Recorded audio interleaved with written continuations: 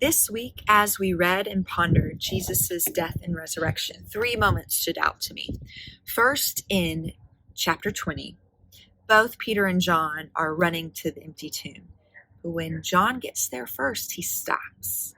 And Peter passes him and enters the empty tomb first. Why did John stop? And why did Peter not stop? Was John scared? Was he dreading what he would or he wouldn't find? Once he entered the tomb, he saw and he believed. So next in chapter 21, several disciples were out fishing. And from the shore, Jesus called to them and said, "Cast your nets to the right side." And once they did, their nets were filled, were overflowing.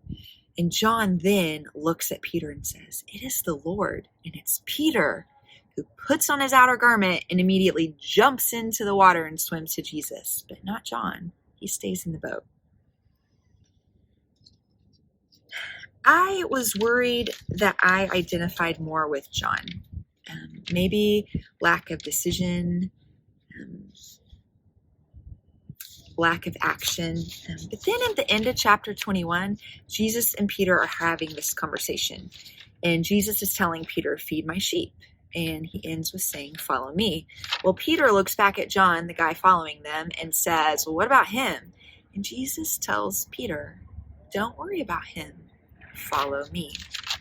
So whether you are more like Peter and you jump headfirst into the lake, or you're more like John and you stop at that empty tomb and think before you enter, just know that Jesus loves you and calls us all to follow him.